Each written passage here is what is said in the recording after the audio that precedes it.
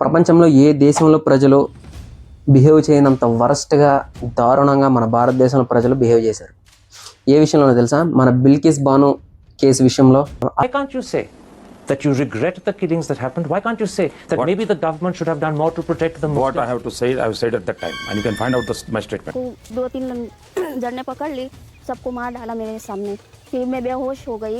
उन्होंने सोचा कि मैं मर गई, ऐसा समझ के सब चले गए.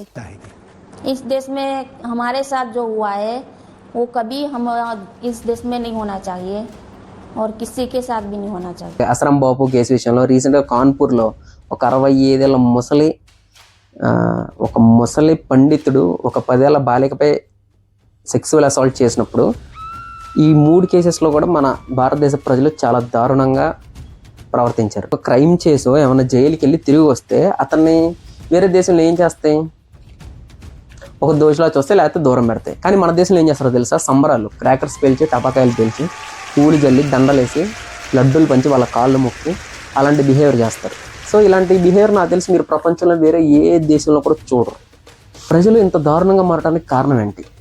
సో ఈ వీడియో ఫుల్గా చూడండి, దీనికి కారణం ఏంటో తెలుస్తుంది. అండ్ ఈ వీడియో అయిపోయేసరికి మీరు ఒక్కటే అంటారు, అసలు ఈ దేశానికి యాక్చువల్ యాంటీ నేషనలిస్టే బీజేపీ పార్టీ అని చెప్పి.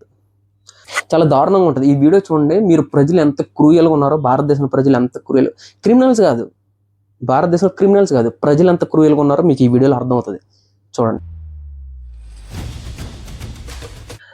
రీసెర్చ్ చేస్తా అసలు భారతదేశంలో ఎన్ని కేసులు ఉన్నాయి, కేసులు చాలా ఉన్నాయి, అంటే రేప్ కేసులు కానీ అత్యాచారం కేసులు కానీ చాలా ఉన్నాయి. కానీ ఎన్ని కేసుల విషయంలో విక్టిమ్స్ కంటే ఎక్యూజ్డ్కి ఎక్కువ సపోర్ట్ వచ్చిందని నేను సెర్చ్ చేయడం మొదలెట్టా. అలా ఉండగా నేను చూసిన కేసులు, ఆ పేర్లు అండ్ జరిగిన విషయాలు, ఆ ప్రూఫ్స్ చూస్తుంటే నాకు నిజంగా మైండ్ పోయింది. ఇన్ని కేసుల్లో ప్రజలు నిందితుల్ని సపోర్ట్ చేస్తున్నారా అని చెప్పి. సో 1 by 1 నేను మీకు ఇప్పుడు చెప్తాను చూడండి. ఇందులో ఫస్ట్ది Bilkis Bano case. 2002 Gujarat riots or Godhra riots అని అంటారు. సో గోద్రాలో ఏం జరిగిందంటే ఇంకా మీకు తెలిసిందే, ఆ టైంలో గుజరాత్కి సీఎంగా నరేంద్ర మోడీ గారు ఉన్నారు. ఆ టైంలో హిందూ ముస్లిం వార్, గోద్రా రైట్స్ అంటే హిందువులకి ముస్లింలకి యుద్ధం స్టార్ట్ అయింది, మారణ హోమం జరిగింది 2002లో. సో ముందు ముస్లింలు ఏదో చేశారంట, దానికి పోటీగా హిందువులు వీళ్ళ మీద మారణ హోమం జరిపారు. సో ఇదేం చేయాలి? Why can't you say that you regret the killings that happened? Why can't you say that maybe the government should have done more to protect the Muslims? What I have to say, I have said at that time, and you can find out my statements. అలా జరిగే టైంలో అలా హిందువులందరూ కలిసి మారణ హోమం జరుపుతూ ఈ బిల్కిస్ బాను అనే ఒక స్త్రీ, భారతదేశపు స్త్రీ, ఆవిడ ఫ్యామిలీలో 7గురిని చంపేశారు. 7గురిని చంపేసి ఈ భారతదేశపు స్త్రీ బిల్కిస్ బానుని 11 మంది కలిసి అత్యాచారం చేశారు. 11 మందా? ఏ పేరు మీద? మతం పేరు మీద. మతం చెప్పిందా ఇలా రేపులు చేయమని? ये वही जगह है जब हमारे परिवार वालों को, मेरे को 2-3 जन ने पकड़ ली, सबको मार डाला मेरे सामने. फिर मैं बेहोश हो गई. उन्होंने सोचा कि मैं मर गई, ऐसा समझ के सब चले गए. इस देश में हमारे साथ जो हुआ है वो कभी हम इस देश में नहीं होना चाहिए और किसी के साथ भी नहीं होना चाहिए. అవన్నీ వదిలే. సో ముందు మీకు ఏవో గొడవలు ఉన్నాయి కాబట్టి మీరు అత్యాచారం చేస్తారా? సరే అత్యాచారం చేశారు, ఓకే, మన టాపిక్ అది కదా. సరే అత్యాచారం చేశారు. ఇది 2002లో జరిగితే 2008లో వీళ్ళ కేసులు ప్రూవ్ అయ్యి వీళ్ళని జైలుకి వేశారు. లైఫ్ టైం ఇంప్రిజన్మెంట్, జీవితకాలం ఖైదు చేస్తే వీళ్ళు ఏం చేశారు తెలుసా? 2022 ఆగస్టు 15th అంటే ఇండిపెండెన్స్ డే 2022న వీళ్ళని ముందుగా రిలీజ్ చేసింది గుజరాత్ గవర్నమెంట్.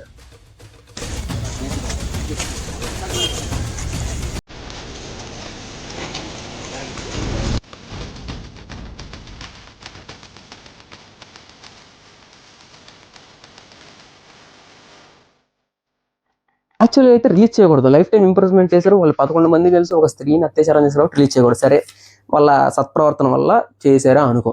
చేస్తే ప్రజలు ఎలా రియాక్ట్ అయ్యారు తెలుసా? వాళ్ళు బయటకు వస్తే వాళ్ళకు పూలదండలు, వాళ్ళ మీద పూలు జిమ్మటాలు, వాళ్ళకి లడ్డూలు, స్వీట్లు తినిపించడాలు, వాళ్ళ కాళ్ళకు మొక్కటాలు, వాళ్ళ కాళ్ళ మీద పడతాం.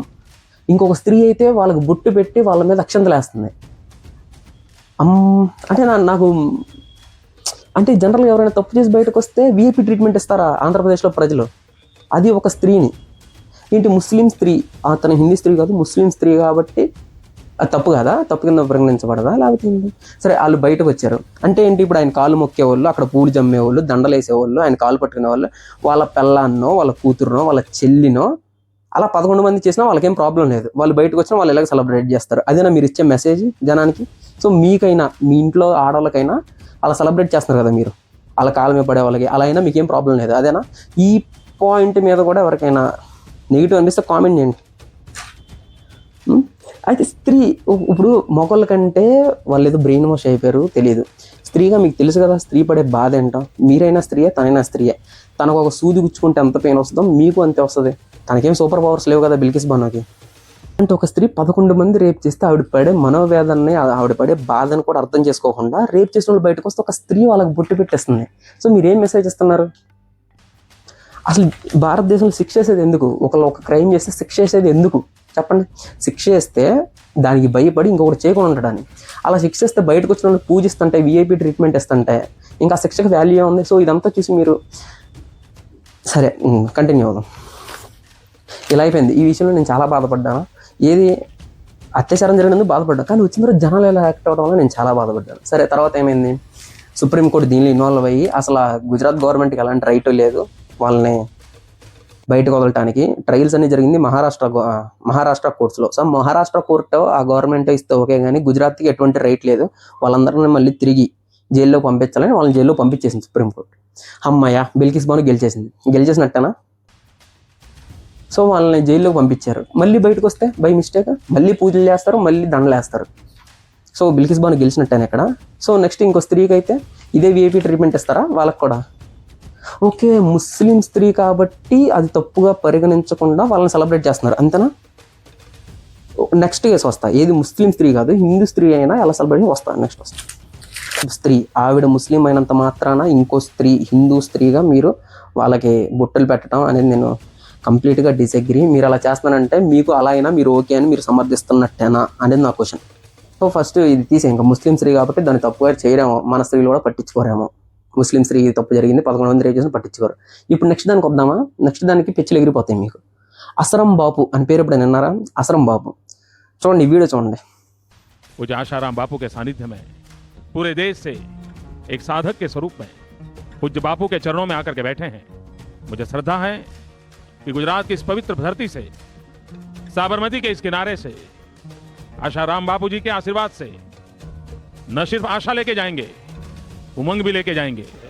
इष्ट देवाय भक्ति देवाय भक्ति देवाय प्रीति देवाय प्रीति देवाय आनंद देवाय आनंद। వద్దాం. ఇది ఎక్కడ జరిగింది? షాజహాన్పూర్, యూపీ, ఉత్తరప్రదేశ్.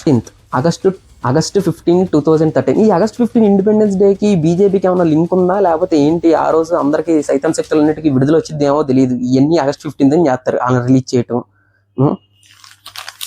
అయితే ఈ అసరం బాబా అనే ఒక అతను స్కూల్లో చదివే ఒక 16 ఏళ్ల బాలిక.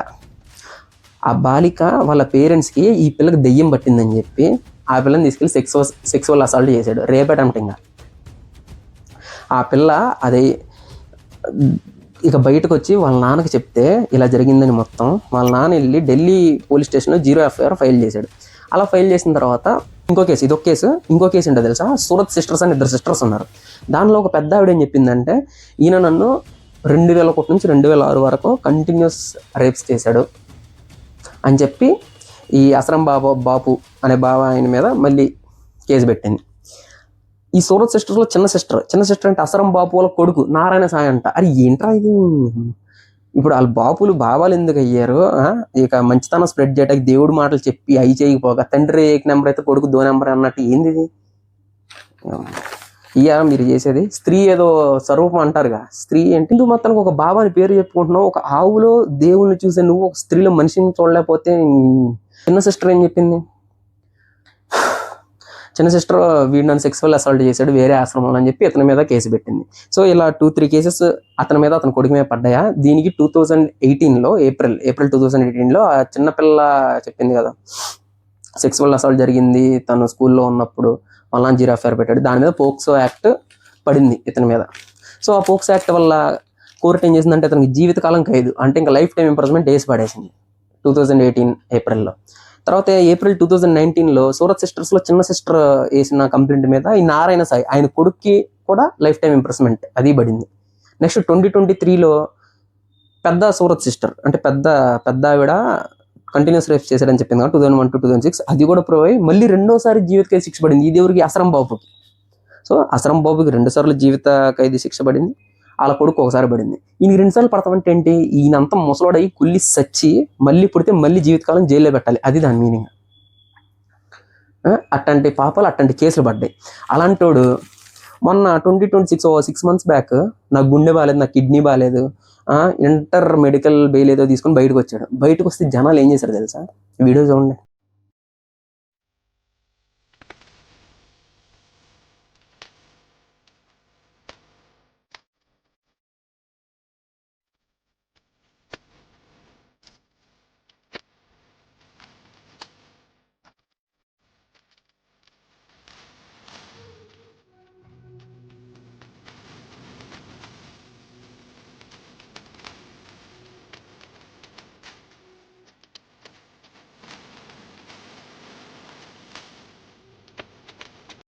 ఏంటి ఆయన బయటకు వస్తే కారు మీద పూల దండలా, టపకాయలు పేల్చడాలా? ఓకే మేబీ అక్కడ ఉన్న జనం అందరికీ వాళ్ళ కూతుర్ని వాళ్ళ పిల్లల్ని ఎవరైనా బాబా దగ్గరికి పంపించడం, ఆయన కొడుకు దగ్గరికి పంపించడం ఓకే అయ్యి ఉండొచ్చు, బహుశా మనకు తెలియదు కదా. అలాంటి ఒక లుచ్చాగాడు, అలాంటి ఒక దోషి, చిన్నపిల్లల మీద సెక్సువల్ అసాల్ట్ చేసిన ఒక దోషి పోక్సో కేసు మీద 2 సార్లు జీవిత ఖైదు శిక్ష పడి బయటకు వస్తే మీరు పూలు టపకాయలు వేస్తారు.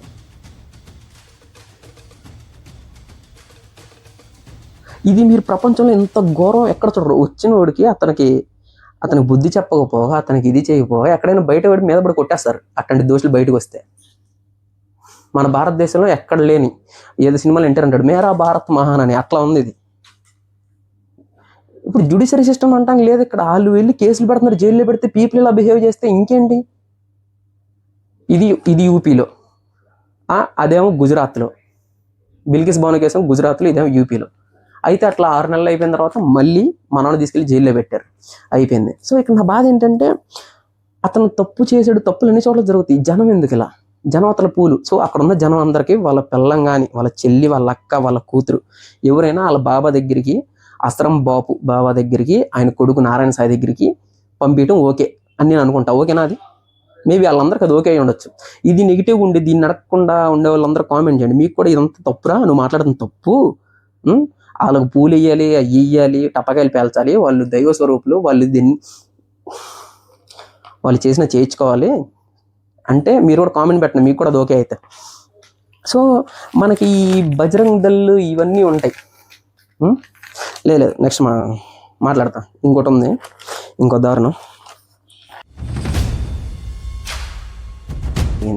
ఒక 10 ఏళ్ళు కలిగిన బాలిక, దళిత వర్గానికి చెందిన బాలికని ఒక పూజారి, 60 ఏళ్ళ ముసలి పూజారి, అలాంటిది నరేంద్ర మోడీ గారు వచ్చి స్త్రీలతో మాట్లాడతాను, ఉమెన్ ఎంపవర్మెంట్ దాని గురించి మాట్లాడతారు మన డీలిమిటేషన్ అప్పుడు. ఏమన్నైతే కేరళ స్టోరీ అంటారు, మరి గోద్రా స్టోరీ కహా హే.